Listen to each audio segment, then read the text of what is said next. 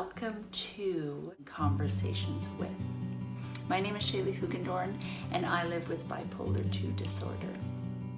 Sharing with others is healing, both individually and collectively. Sharing our stories will educate others, bring more understanding, shed more light, and smash more stigma.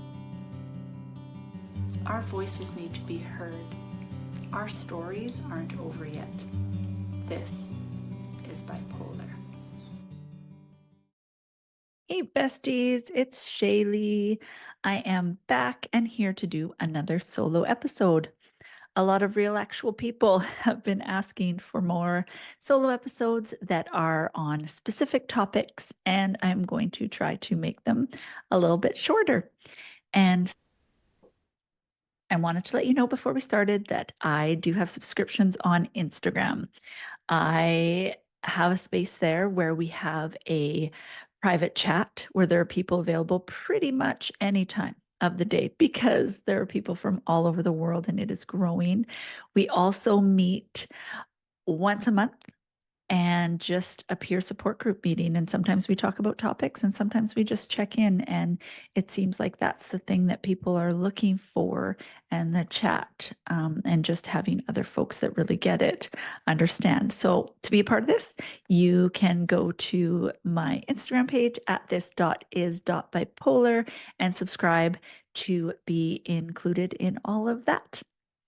For my returning folks, thank you for being here. And if you're new, I'm so glad you found this podcast, and I hope that you can feel a little less alone or inspired or walk away with some information. So today I wanted to talk about disordered eating.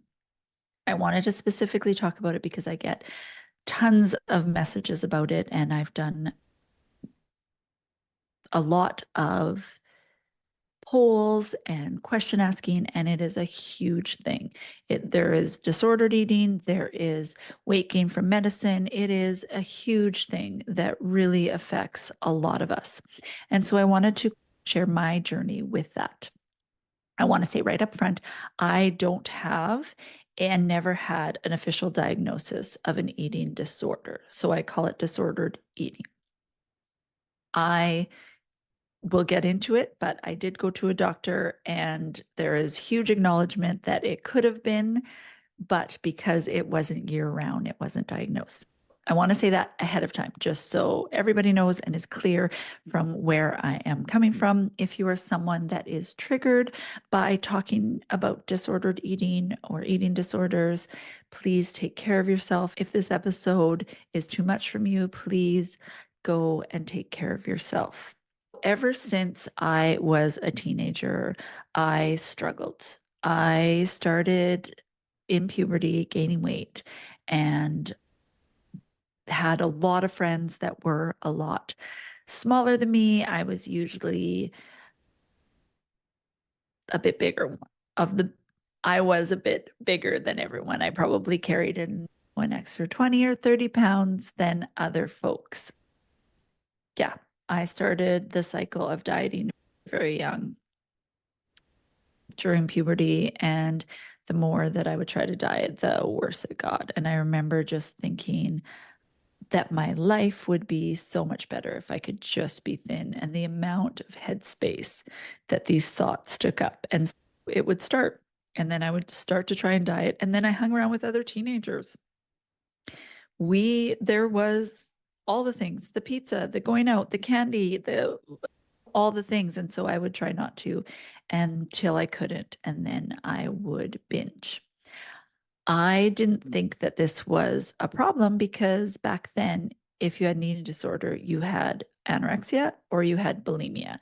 I did not purge. I did not think it was an eating disorder. I just felt badly about myself and thought that I ate too much. And I berated myself for all the things, blamed myself entirely, my lack of control, and just my failing as a human, which is terrible.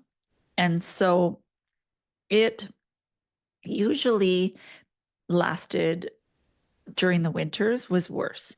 And so what would happen is I would get more excited and I would get, looking back now, minor hypomanic symptoms. And so then the disordered eating would be off to the side. It wouldn't be front of mind. When I was busy, I had lots of ideas.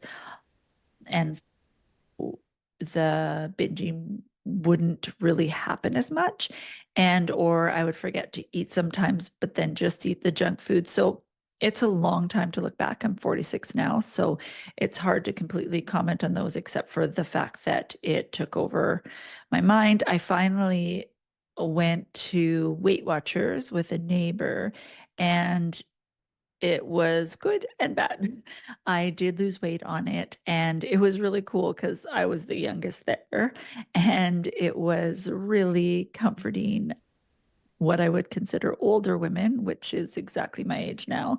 Um, and I actually learned a lot about food and about exercise and about things.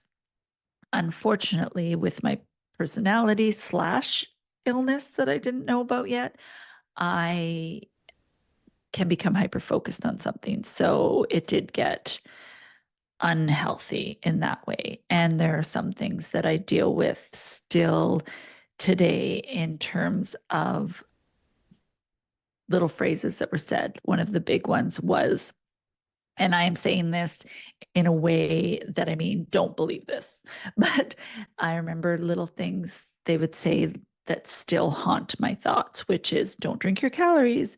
And to this day, I have a hard time. I love diet pop. I use Splenda for things. And there are things that I just, especially with drinks, I'm weird about it. I also have sensory things, and drinks are like my big they're my big markers in the day. Like I get my latte in the morning, I have a machine, and then I have a cold coffee in the afternoon. I can absolutely drink sugary drinks or drinks that are more than 0 calories, but I struggle to drink juice or things like that, or an actual real pop. And I tried to drink real pop because I didn't want to be doing aspartame or Splenda, but I'm now so used to the taste that it tastes gross to me. So that's a long lasting thing. I remember one thing that stuck in my head too was, and it's horrible, and please don't believe it. And I get that they were trying to motivate, but nothing tastes as good as skinny feels. That's horrible. And it's horrible to think about. And I'm sorry, but food does taste good. And when I was tiny as a teenager, or when I would lose weight, I still had the feelings. I still had the sadness. I still had the overwhelm. I still had the anxiety. Although it was funner to clothing shop and I felt like I was more worthy. This was in the 90s, right? It was very much when waif, very thin models. I just thought if I could get thin, if I could just get thin, and then if I always had a boyfriend, then that would mean that I was worthy. And it was very messy. Um, but luckily, not everyone ascribed to that. I am sure that I was a much harder critic on myself than others. Of course, there was some comments at school, and I was never overweight in the like those charts that I think are big fat lies as well. And it was distributed evenly. So looking back, I'm like, oh, you were adorable, girl. And it wouldn't matter even if I was. So, anyways, it didn't help that one of my best friends was teeny, teeny, tiny. A bunch of them were. I knew I would feel better in the spring. So I would just try to hold on. But someone told me they could have given me something for me to disappear. Until that time, I probably would have. And so, if you are having similar thoughts, please know that suicidality isn't just a plan. And please, if you have thoughts of wanting to go to sleep forever or for a long period of time or until you feel better, please tell your doctor that. So, fast forward into my 20s, and Looking back, I think that food and exercise was the only thing I could control when I was depressed because I couldn't control how often I cried, how terrible I felt. It was also a distraction, and it was something that gives you a bit of a serotonin boost. And especially with, we know this with carbohydrates. And be, this terrible cycle began where food noise would get really loud in my head, and I would be scared of it because I knew I gained weight every winter. And then I would start to control, which started the terrible cycle. I would restrict and control and try to count calories and try to go back to the point system with Weight Watchers, and just all I could think about was food and junk food and lots of food. And it's like I couldn't eat enough to fill that void. I would go for long periods of time and restrict, over exercise, exercise to punish my body and not just be healthy, exercise until it hurt, and that not in a good way, not in I worked my muscles in a healthy way, definitely punishing myself, hours, walks straight up hills. Like I would pick the hardest. It wouldn't really count if it wasn't really hard. I would also try to cover it up because it's embarrassing and it felt like a less of a symptom of something and more of a blood moral failing. I remember specifically with some friends, I remember an Easter where we went and bought the Cadbury cream eggs, and we bought them in bulk. And I remember putting half of them away and sneaking them and eating so much. I ate until my stomach hurt. Usually I could get to the afternoon or the evening, and that is when it would start. And I remember hiding that I was eating that many of them and feeling so ashamed, counting how many, and just getting up and going to the washroom during dinner or during just when we were hanging out with our friends and just eating. I didn't want them to see that I was eating that much more than them. A lot of it just ended up being at home at night. I cannot explain to you if you have never felt this, but the amount of noise and how loud it got. And I just literally felt like I would perish if I didn't get some sugar or some food now. And I just wanted to stop the intrusive thoughts and the thinking and the going over and over and the sadness and all of the things so loud in my brain and the anxiety and the breathing. It felt like doing that would give me a break from the bullness that was going on in my body. So at that time, you're desperate to do anything. I remember going to the corner store and I would buy like chips and chocolate, everything that I had deprived myself for a week or however long I would go.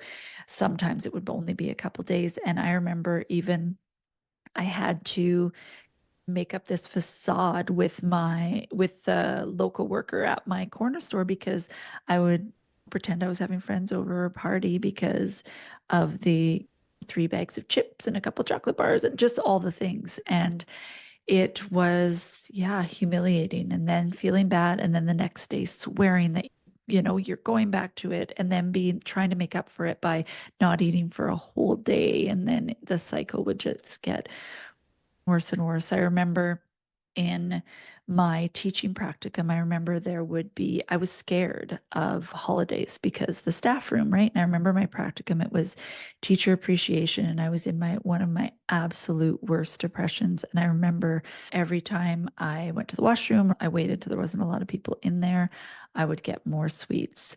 It was also a time that I was going through a really bad depression in my practicum, and I was in a really hard classroom, not with the kids, but the teacher was not supportive and really hard on me and really hard on the kids. And I came in wanting to be the type of teacher that I am, and she was a very strict teacher. It was so old fashioned. She made them do lines and everything. I came in and she was like, I hope you don't think you're going to do that critical thinking. I have you as a student teacher because I need a break. And so everything I did, even though it was what I was taught in university and what I felt in my heart was right to teach, wasn't. I was being squished in that area too. It would be like compacted with the depression and the disordered eating and all the sugar levels and whatever. Another one that was really bad. And then at that time, I had gained over 20 pounds in less than 2 months. I remember her she asked me one day, "Are you going to be quitting?" And I was like, no, I can't quit. I'm stuck here." And I didn't tell my supervisor because I didn't, what are you going to be like, this teacher? I don't get along, or I didn't want to look bad because I'm a student teacher. I'm trying to get my degree. And so she asked me if I was going to quit. And I was like, oh no, why? Because I didn't feel like she would know how I felt inside. And it ended up she didn't know, but she said, oh, some of my colleagues were talking and we were thinking that it looks like you might be pregnant. And y'all, that destroyed me. I was not pregnant. I, in fact, had just gained weight due to my disordered binge eating.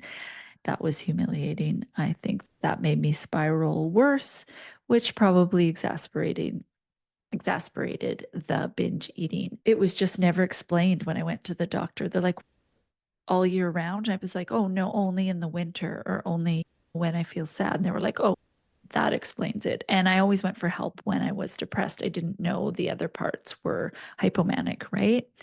And looking back. And so that was just my lot in life. I thought that was just it. And I stopped telling friends and my husband. There's no way I could hide it from him, but I just stopped talking about it because it would happen every single year at the exact same time. And why can't a doctor help me? I went to a naturopath. It just, nothing helped. I got my thyroid checked, all the things. It was really powerful when I got my whole diagnosis that I went to a therapist and I was telling them about this because it took a while for the medicine to work. So I was really scared that it was going to start again. And so I started talking about it. And I remember her telling me that it was very common with folks that live with bipolar disorder. And that was the first time the relief that I felt was amazing because it felt like I wasn't a failure as a human. I didn't have to feel so terrible and that I was exhausted from the covering it up because you get digestive issues, which give you bathroom issues, and those are quite, or makes you gassy, which makes is quite humiliating. I felt a lot of freedom there. And then she said, getting your treatment and being on your medicine might help. You also need to prepare that you might gain weight from your medicine. I started to take my medicine and feel better, and it started working. It really helped, and my medicine still helps with my depression. I haven't had one of the dark, deep pre medication depressions. In fact, I didn't have anything that wasn't situational that I would call a deep depression. I've had a little bit of low grade depression, which still terrible, but nothing like that. And because that was taken away, the eating disorder didn't happen as much. I forgot to mention the other side of it is in the summer, I would lose all the weight and I would even lose more because, and it was this terrible cycle because I would forget to eat or I'd be so hyper or be summer.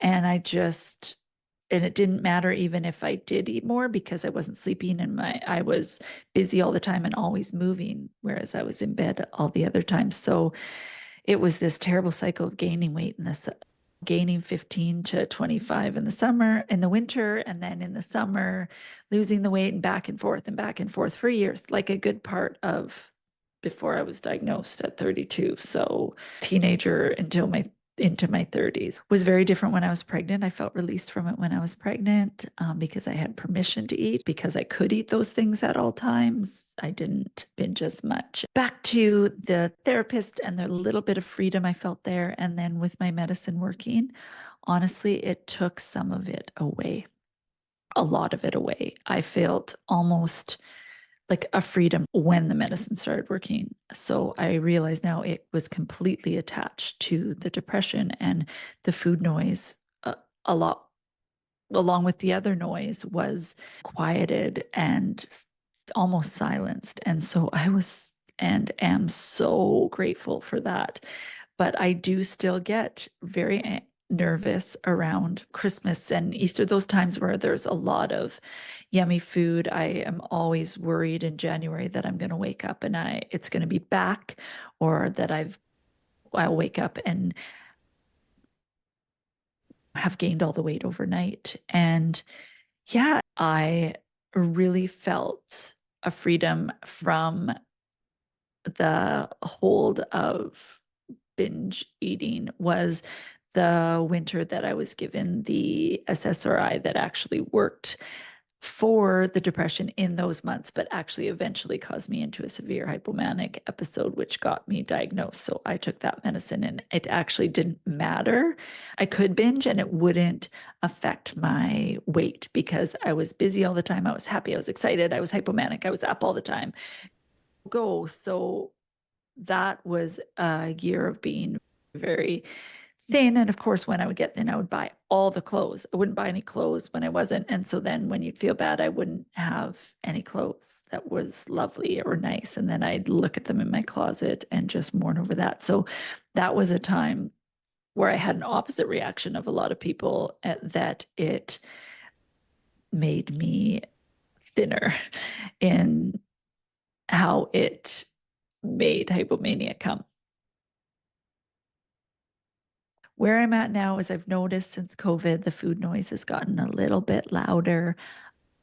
I refuse to diet because I don't know how to just watch what I eat or just as soon as I start thinking about losing weight, I get that food noise. And actually, over the years, I don't know if it's my metabolism slowing or COVID or my medicine. I don't know what it is, but I am currently living in a bigger body than I have in a while. And I I hear that noise and that voice coming back. And so I really am working on that and working on not punishing myself. Still struggle with overeating, but not to the point where I felt physically ill and physically sick. So over the last years, I've had a little bit more anxiety about it. I've had been the noise is getting louder. And so I have really worked hard on my thinking and my loving myself. And I actually follow a lot of body positivity. People fill my feed with different sized bodies and it's still there, but I don't punish myself. And I just buy bigger clothes that I feel good in instead of always mourning the smaller clothes or punishing myself. And so I don't know what that looks for me in the future. I don't know if it's my meds because we've done a bit of med change, just not change the meds, but I've playing with dosage and with my doctor, of course. I'm a little bit nervous. I notice that I am eating more when it's there. I have these thoughts like, oh, I'm never going to be able to eat that again if someone's made something I love, like a dessert or something like that I love. And now I've just realized that I could have that every single day. And so there isn't a need to eat 10 Nanaimo bars or 5 or 3. I can just have one. And so that is one of the things that I do. And I don't restrict if I'm craving the thing. I have the thing. I just don't eat the whole thing all the time. But it is a struggle. I don't have any answers. I refuse to punish myself. I refuse to diet. And I just am trying to love myself exactly where I'm at and celebrate and dress myself for exactly where I'm at. And I'm so excited about right now and just watching my children. And we've just been really careful to be open about what I have struggled with. And they are very different than I was. And it's a different time. Is there still extreme pressure on women? 100%. Is it worse because of social media? 100%. But also there is so much more acceptance. It was basically an unspoken rule that I couldn't wear a crop top. And it now I see all sizes and I love it so much. I still have those, like I said, the Weight Watchers or the internal voice, but more often than not, I am loving myself. And so I did want to just talk about this for people that feel completely alone and discouraged. I'm also med compliant and committed to my meds. I don't want to ever go back to the depression. So for me, living in a bigger body is worth it to not feel how I felt before. Do you know what I mean? I sometimes still think, if I just let myself get a little hypomanic or did less meds, then I could lose some weight. I have those intrusive thoughts, but I refuse. I have written down how I felt before and that I never want to feel like that again. And so if you're someone struggling right now, just know that you can find freedom. The more you fight the thoughts, I work alongside the thoughts. And so the more I push them away, the harder it is. Some of you, I know it is your medication and it's horrible. I see you. I know what it feels like for it to completely take over your life and your thought life. I'm just telling you that you're not alone and that are beautiful. I just want to encourage you. I wanted to come up with something so that I could be more helpful, but the only thing I have to offer is my story and comfort to you that you're not alone. I use affirmations and I also definitely reminders.